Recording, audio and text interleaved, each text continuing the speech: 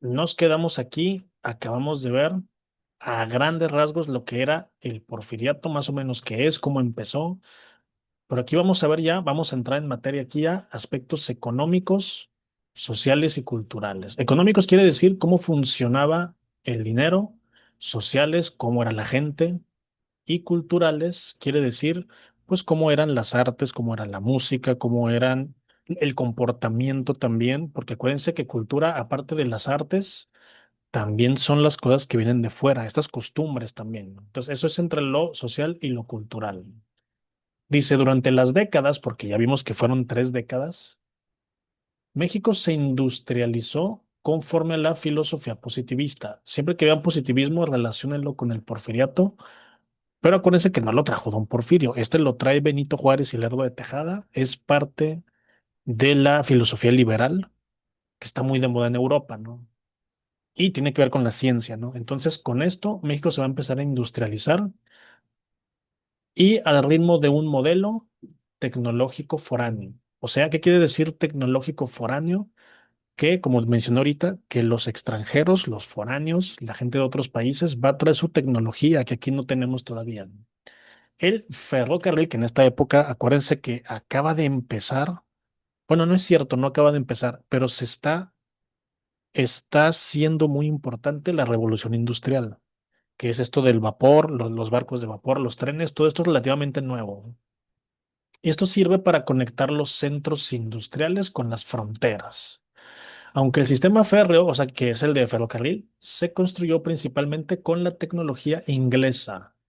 Acuérdense que la revolución industrial empieza primero en Inglaterra, que es la primera, y luego se va a extender ahí a lo que es Alemania, Francia, Italia, y luego ya después va a haber una tercera que se va a extender más, ¿no?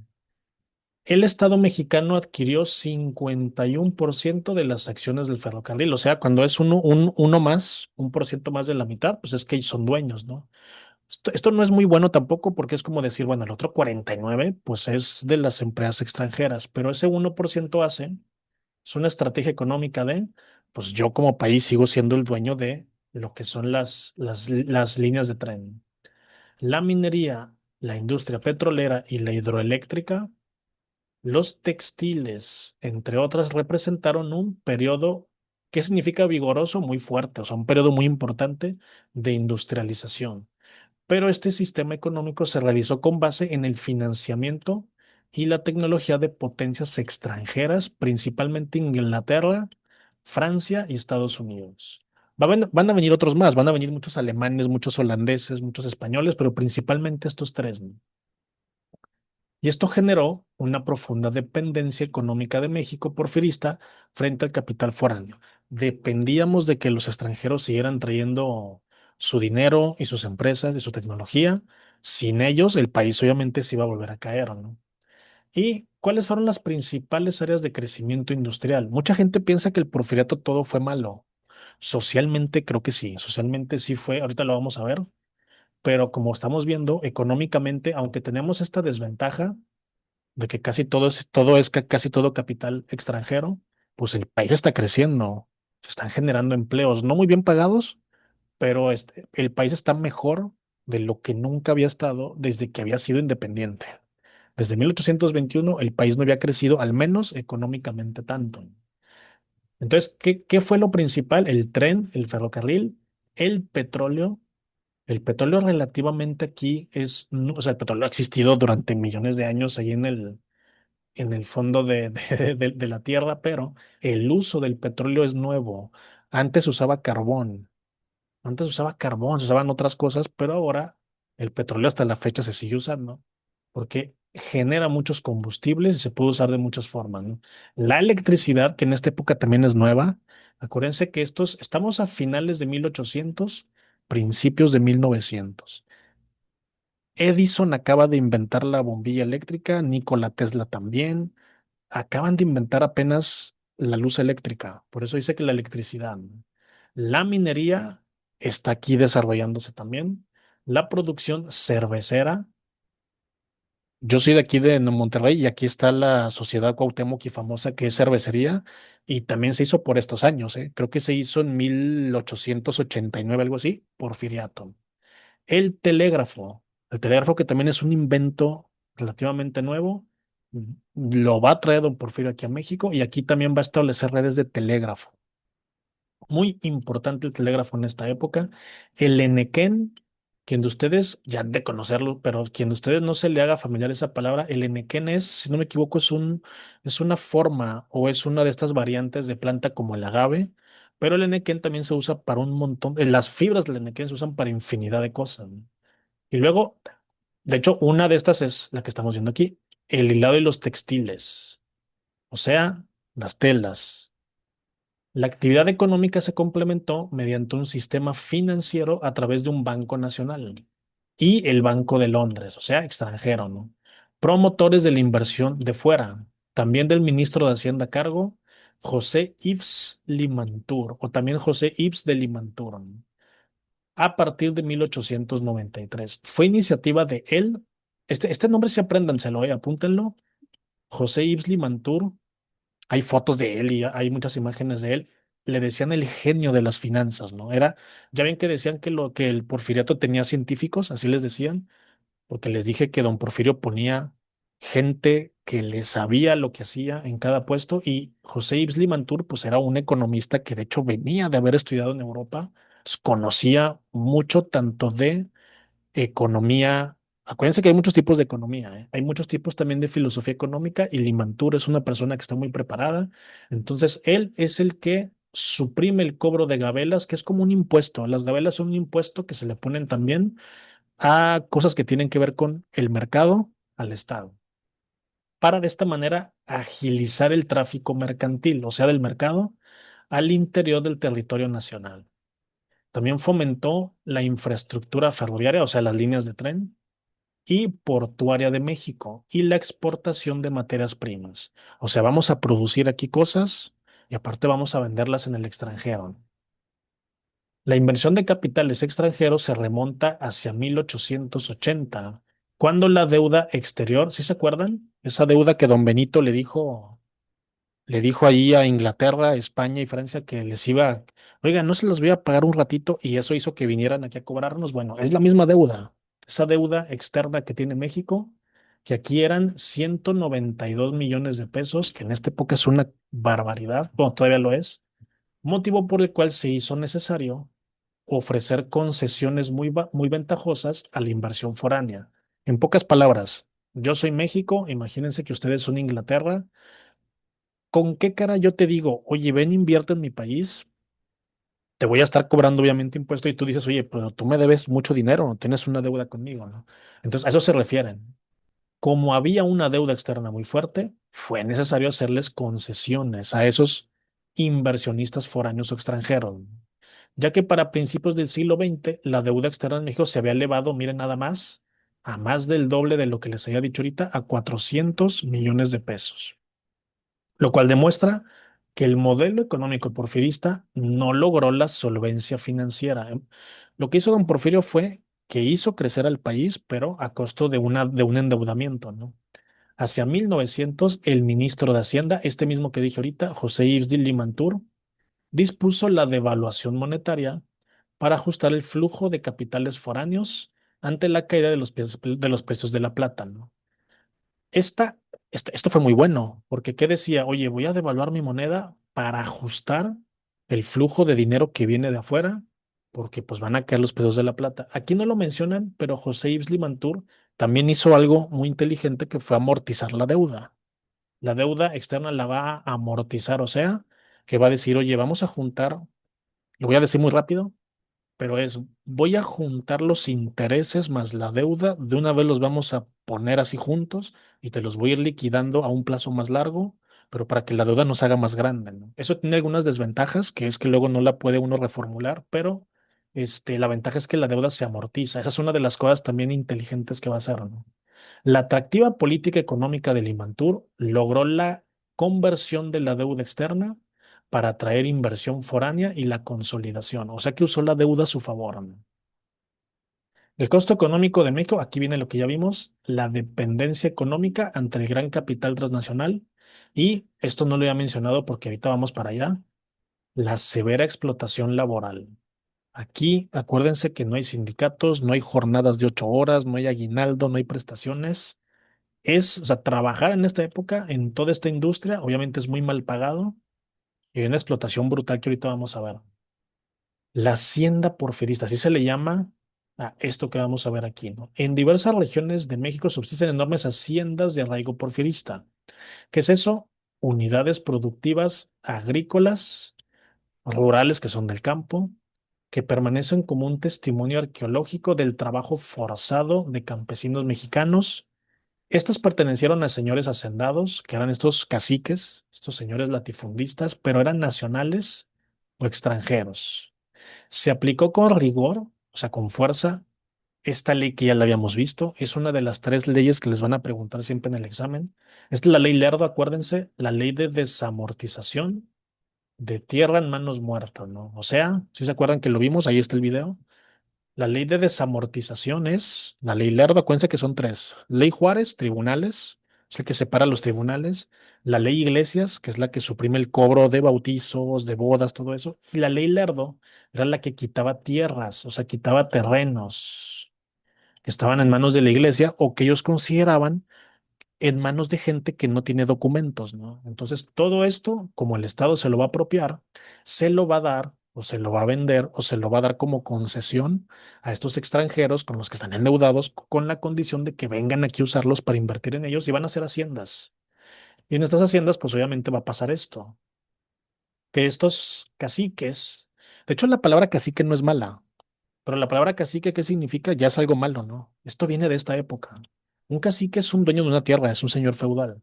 Pero el cacique castigaba, incluso podía matar a sus empleados que le dieran problema porque eran de él, eran como una propiedad, y también los trataba muy mal, los tenía viviendo como esclavos, ¿no? De ahí viene esto de que, ¿se han escuchado esta palabra que dice, oye, me estás caciqueando? ¿Qué significa? Me estás dando menos de lo que es. Cuando nos sirven ahí unos tacos y tienen muy poquita carne, ¿qué dicen? Oye, esto está muy caciqueado. El significado viene de esta época, ¿no? Es una palabra que significa, es como un maltrato, es como que me estás dando menos de lo que me toca, estás aprovechando de mí, ¿no? El cacique se aprovechaba de sus trabajadores en mil formas. Imagínense, pues no tienen leyes que los protejan, o sea, los trabajadores, pues obviamente el cacique hacía lo que quería, ¿no? Y se instrumentó una ley sobre deslinde de terrenos baldíos, que era lo que ahorita mencionaba. Oye, este terreno no tiene escrituras, pues dicen que les pertenece a estos indígenas, a estos campesinos. Ah, pues como nuevos papeles, venga, chepa ¿no? Entonces, todo eso era la ley Lerdo, ¿no? Entonces, entre 1883 y 1910, las compañías deslindadoras de tierra despojaron lo que acabo de decir a comunidades indígenas y pequeños productores de unos 60 millones de hectáreas aproximadamente nada más, que se convirtieron en enormes latifundios. Acuérdense, el latifundio es como esta tierra, es esta zona feudal que ahora es donde está el cacique y donde están los trabajadores. El latifundio es este feudalismo moderno.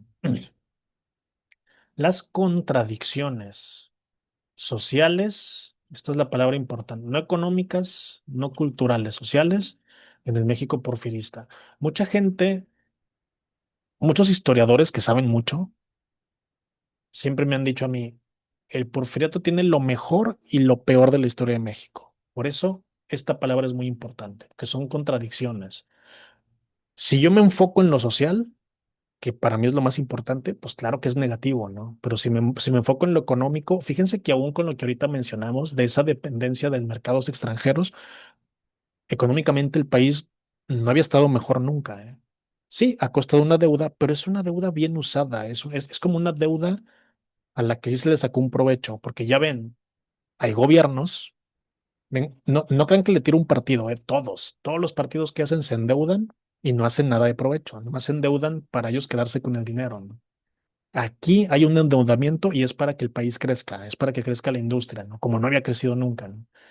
Pero por otro lado tenemos esto que vamos a ver, ¿no?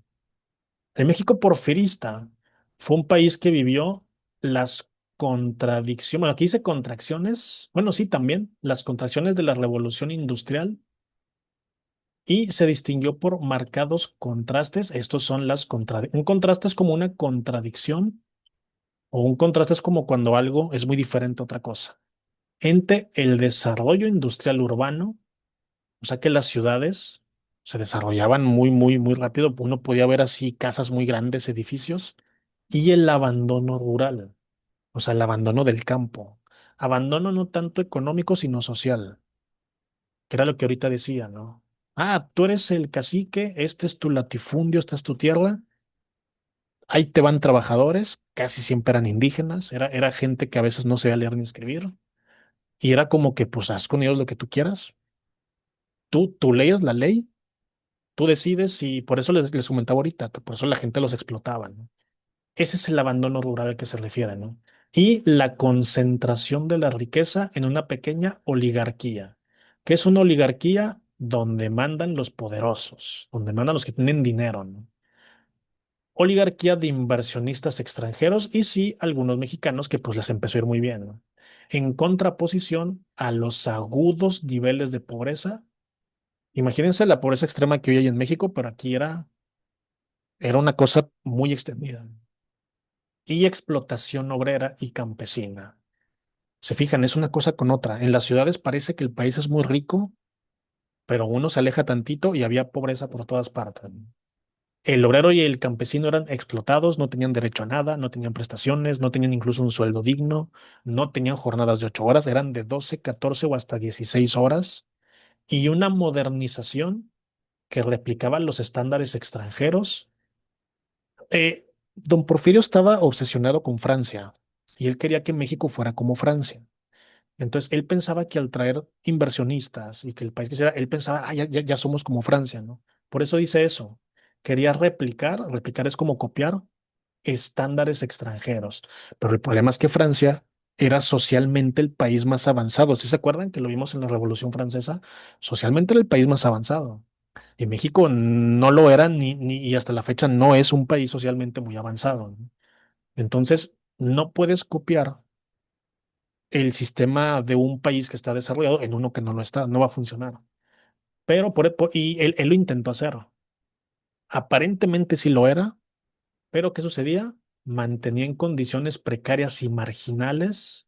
Precaria quiere decir en la pobreza, y marginal ya sabemos todos qué es, ¿no? Que está al margen, que están marginados amplios sectores de la población. O sea, que era como una fachada nada más. Todo sí había un crecimiento, sí era real, pero atrás de eso había millones de personas que estaban siendo explotadas. Aquí tenemos la hacienda porfirista. Este es un ejemplo de una que ya está abandonada, que ya debe ser ahí como un museo. Capataces y castigos. No se alcanza a ver muy bien el dibujo, pero pues es ahí un señor amarrando y dando latigazos, un castigo muy común. Porque, otra vez, eran como niños, así los veían. Y aquí tenemos una minera de Cananea, donde va a haber una de las famosas huelgas, ¿no? Cananea y Río Blanco era la otra. Pero eso lo vamos a ver más adelante.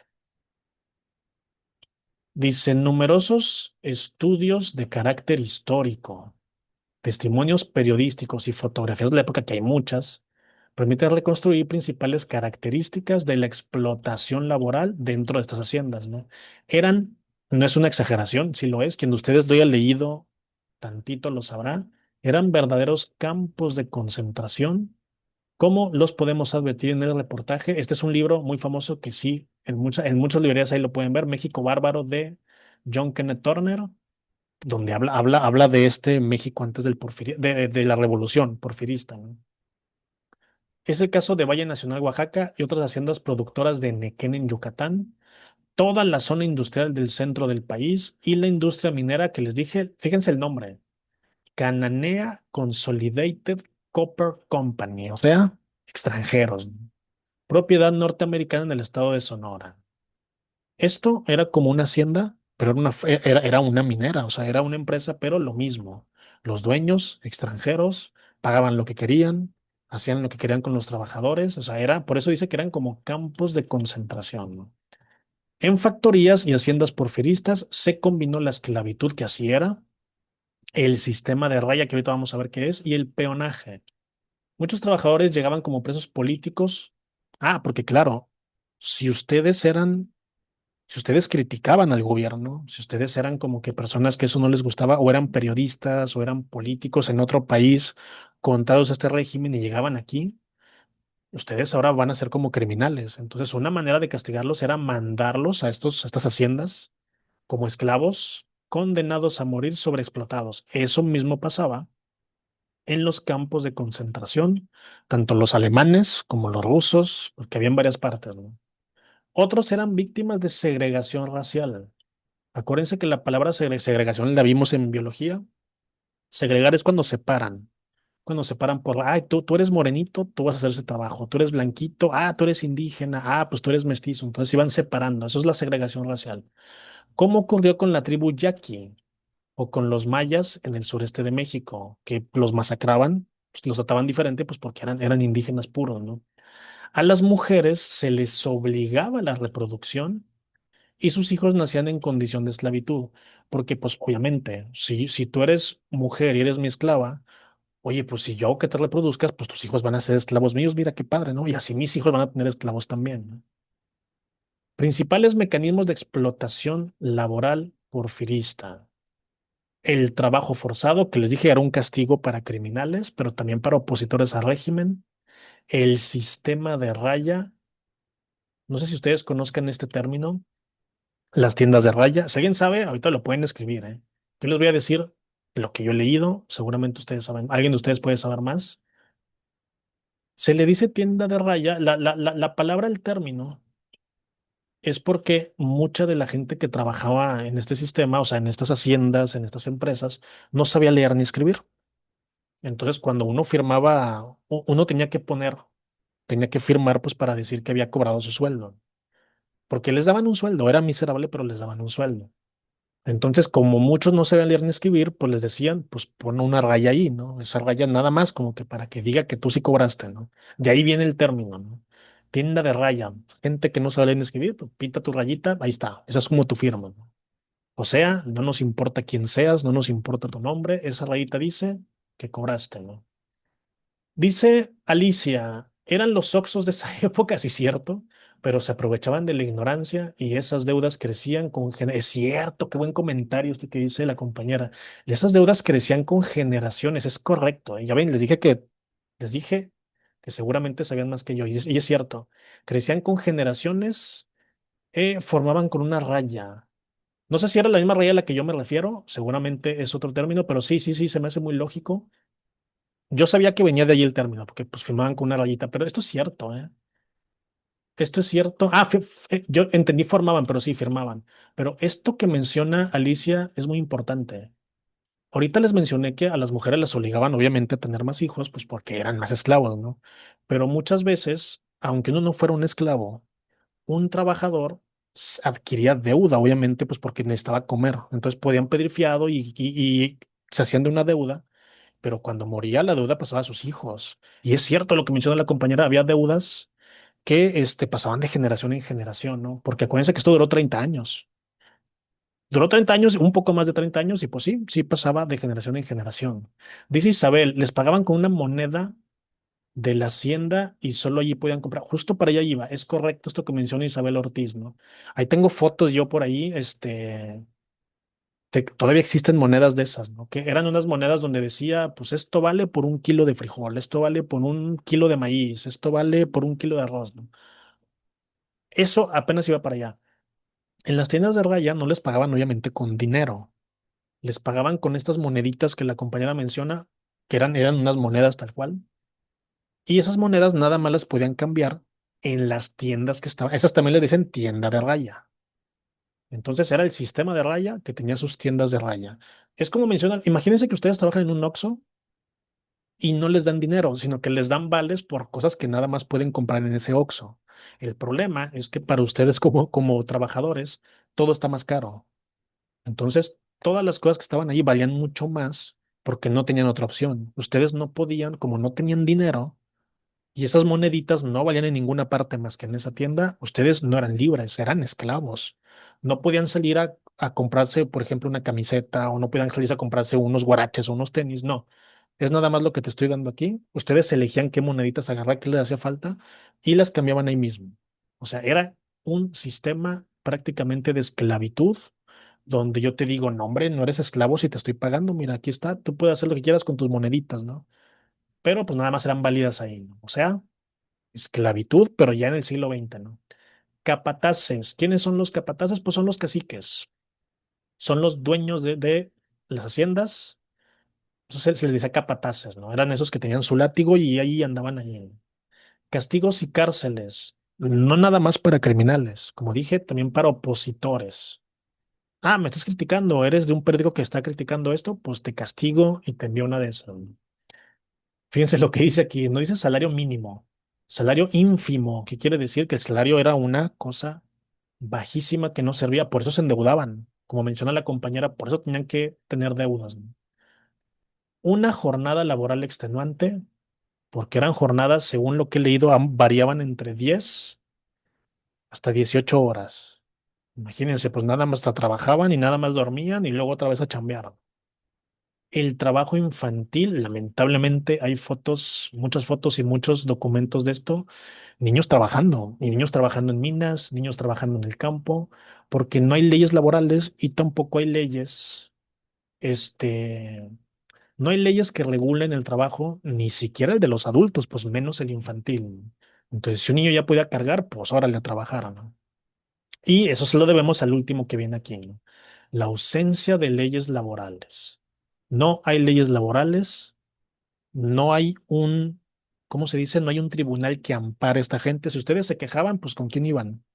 No había nadie que los amparara, entonces pues como no hay leyes, no hay quien los ayude. Entonces esa gente está abandonada a su suerte, ¿no? El latifundio, que ya vimos que es todo esto, ¿eh? El latifundio es este sistema. El peonaje también es lo mismo, son sinónimos. Sí tienen diferencias, pero no vamos a hacernos bolas, son sinónimos. Y la raya es todo este sistema feudal moderno que se le conoce como la hacienda porfirista, la represión de huelgas, porque si había huelgas, o sea, me refiero a que si había protestas, pero eran siempre reprimidas.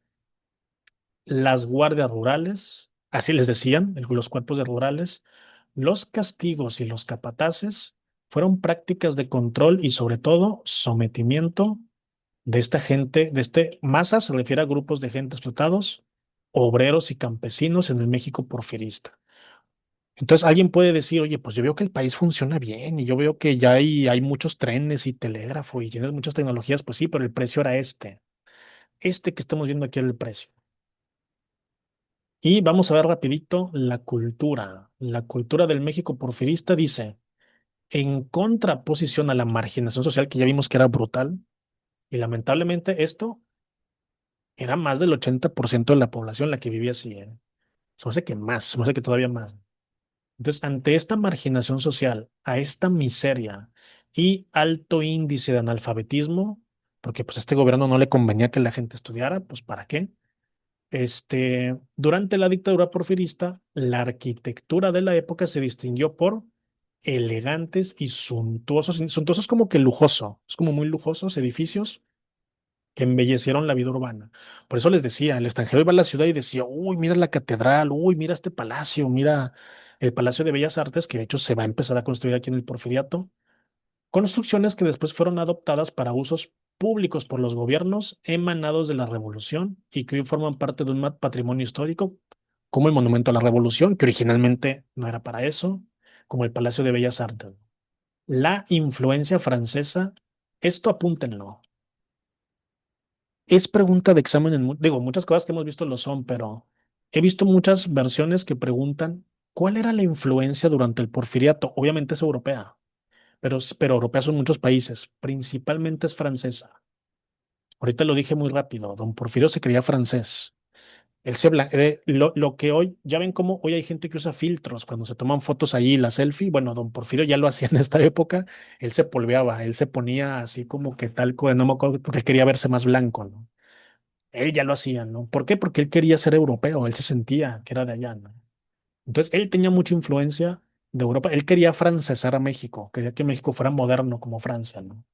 La influencia francesa y europea es un rasgo notable en diversos ámbitos de la cultura. Ya vimos arriba la sociedad, esto que vimos aquí fue sociedad, ya vimos aquí arriba economía, ahora vamos a ver cultura. Ya vimos que positivismo es una palabra que ya la vimos muchas veces, es fundamental aquí en el porfiriato. ¿Por qué? Positivismo es esta filosofía del régimen porfirista, ¿no? La arquitectura, el urbanismo quiere decir los edificios de las ciudades. Ya vimos aquí Palacio de Bellas Artes, la Columna de la Independencia, el edificio de Correos, la Casa del Lago, el kiosco en el barrio de Santa María, el Palacio de Lecumberri, que ese tengo entendido que sí se hizo y se fundó durante el Porfiriato, y el Monumento a la Revolución, claro que no se llamaba así en esta época, todavía no había revolución, pero se construyó en esta época, ¿no? La literatura modernista en México, inspirada en la poesía francesa de la época, la moda parisina, los lujos afrancesados de una pequeña sociedad porfirista, porque los que tenían acceso a estos lujos eran muy poquitos, eran los aristócratas, los oligarcas, pero pues la gente de a pie, pues esto lo veían de lejos nada más. Aquí nos ponen el Palacio de Bellas Artes, la Columna de la Independencia y la literatura, ¿no? Otros aspectos también fueron la Universidad de México, apunten el primer centenario de la independencia que fue en 1910. Aquí abajo lo vuelven a poner, ¿no? Destaca la fundación de la Universidad de México a cargo de el que en este entonces era ministro de Educación, Justo Sierra, en febrero de 1910. Apunten eso porque también a veces lo preguntan, ya casi antes de que estallara la revolución, ¿eh? La Universidad de México es lo que hoy conocemos como la UNAM, la Universidad Nacional Autónoma de México. Y aquí me ponen, fíjense, esta es una pregunta, en el examen de repente ponen preguntas así, ¿eh? Conforme a lo que acabamos de ver, ¿cuáles son los principales aspectos del México porfirista? No importa que lo acaben de ver, como quiera, tienen que tener muy buena memoria, ¿eh? En el examen hacen muchas preguntas así. Fíjense, son 7 opciones y yo tengo que elegir la que tenga nada más. Fíjense cuántos son. Son una, dos, tres, cuatro. Así que el que tenga nada más cuatro que sí, o sea que tiene que haber tres que no. Entonces yo tengo que elegir las que sí tengan y esto es pura comprensión lectora, ¿eh? Esta materia por eso es muy molesta, por eso mucha gente la deja pendiente porque vemos esta pregunta y las opciones y ya nos dio la cabeza, ¿no? Tenemos que tener mucho contexto y esto, haberlo leído a detalle, si se fijan que de memoria es imposible aprenderse todo esto, pero si se fijan es más fácil de lo que parece, ¿eh? Vamos a hacer esta pregunta y se me hace que nos vamos, ¿eh? Esto lo vamos a ver mañana. Ya va a empezar la revolución, miren. Movimientos de oposición al régimen porfirista. Esto lo vemos mañana, mañana con más tiempo. Vamos a ver, ¿esto qué significa? Los primeros movimientos que hicieron, que ya empezaron a decir, ya estamos hartos de este señor, de don Porfirio, ya que se vaya. Vamos a ver los primeros de esos. Y luego, fíjense cómo ya inmediatamente sigue el porfiriato. Digo, perdón, bueno, y luego también mañana vamos a hacer o no, ¿saben qué vamos a hacerlo ahorita? Vamos a verlo de una vez ahorita.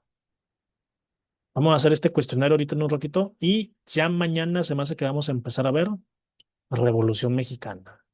Se fijan, ya vimos los aspectos culturales, económicos. Sí, se me hace que de una vez, ahorita que ya vamos encarrerados, ¿no? Entonces, ¿cuáles son los principales aspectos de este México porfirista? Dice, se instauró un régimen dictatorial socialista para ejercer el control de las masas obreras. El régimen dictatorial sí, pero ¿saben qué? La palabra socialista yo no la vi nunca, ¿eh? Esto es más de historia universal, porque hasta ahorita esta palabra, pero vamos a dejarla pendiente, vamos a ver las demás. La filosofía positivista orientó el modelo económico y político de la dictadura. Esto me suena a algo que sí vimos. La economía porfirista fue dependiente del capital imperialista foráneo. Esto me suena también a algo que ahorita vimos. Se garantizó la paz y se atendieron los derechos sociales de obreros y campesinos. Ah, Alicia bien veloz dice, es la B. Mari también dicen que es la B. Ah, entonces ya, comprensión lectora, todo lo queda muy bien. Dicen que es la B, ahorita vamos a ver. Esta cuatro nada que ver, ¿verdad? Porque dice que se atendieron derechos sociales de obreros y campesinos. No, fue lo que más se pisoteó, ¿no? El sistema de leva sirvió para... Esta sí. El sistema de raya y trabajo forzado garantizaron la explotación laboral. Esta también. Y dice, la educación pública permitió que los niños de México superasen la pobreza y explotación. Nada que ver, ojalá, pero no, esta tampoco. Entonces, la B, si se fijan, es correcto, porque la uno no es, porque yo no vi nada socialista ahí, es la dos totalmente, filosofía positivista, sí, Economía fue dependiente de los foráneos, sí, de los extranjeros. Entonces, la 2 la 3 y ya vimos que la 5 y la 6 es correcto. Quienes hayan elegido la B, correctamente, ¿eh? Esa es la respuesta correcta, pero ya se fijaron por qué las demás no pueden ser, ¿eh? Todo el que tenga la uno lo quitan. Esto se llama descarte. Muchas veces, si yo no estoy seguro, donde yo vea también la 7 que los niños superaron la pobreza, pues también quito donde esté la 7 que es este, ¿no? Se garantizó la paz, quito donde esté la 4 también, que la 4 está, miren, está aquí, está aquí. Si se fijan, lo pueden hacer también por descarte, ¿no? Aquí dice, respuesta correcta, inciso B. Muy bien, entonces vamos a ver rapidito esto, pero se me hace que ahorita les voy a mandar otro enlace. Ahorita les voy a mandar, son las 9:30, hay tiempo, les dije que era de las 8 a las 10. Vamos a acabar como a las 10:10 más o menos, entonces, pero fíjense, dice aquí, la explicación conforme a los parámetros del positivismo, que vimos que sí, esa es una palabra que hemos visto durante toda la sesión. Porfirio Díaz fortaleció un orden estricto que ejerció la represión política y social, pero fomentó el progreso, inversión de capital foráneo, industrialización. Por otro lado, la leva consistía en el reclutamiento forzoso de soldados, ya lo vimos en las opciones, para incorporarlos a las Fuerzas Armadas, y el sistema de raya era el mecanismo basado en una deuda sistemática y manipulada para que el trabajador, esto fue lo que ahorita mencionó la compañera, y aquí ya lo ponen con otras palabras, para que el trabajador permaneciera enganchado y su salario siempre fuera inferior. Además, el obrero y campesino frecuentemente se les pagaba con estos vales, que no es cierto, eran monedas, como ahorita mencionaron. Bueno, también eran papelitos, sí es cierto, eran vales, pero no eran monedas, que intercambiaban en las tiendas de raya, ¿no? Aquí me brinqué esto, pero dice, México adoptó la tecnología extranjera sin desarrollar nunca tecnología propia. Esto lo iban a hacer mucho después, ¿no? Por lo cual generó dependencia frente a extranjeros, ¿no? O sea, que es el inciso B, es la que tiene todo esto que estamos viendo aquí, ¿no? No sé si antes de irnos si hay alguna duda, alguna pregunta o alguna queja. Espero que no se me estén durmiendo, porque estos temas son complicados, son tediosos, pero ya vieron que si los vemos poco a poco como una novela, se van entendiendo mejor y en el examen ya tienen más contexto. Y cuando vean las opciones de respuesta, se les va a hacer más sencillo, ¿no? Dice Alicia, todo bien hasta ahora. Bueno, entonces vamos a tomarnos otros 5 minutitos o un poquito más.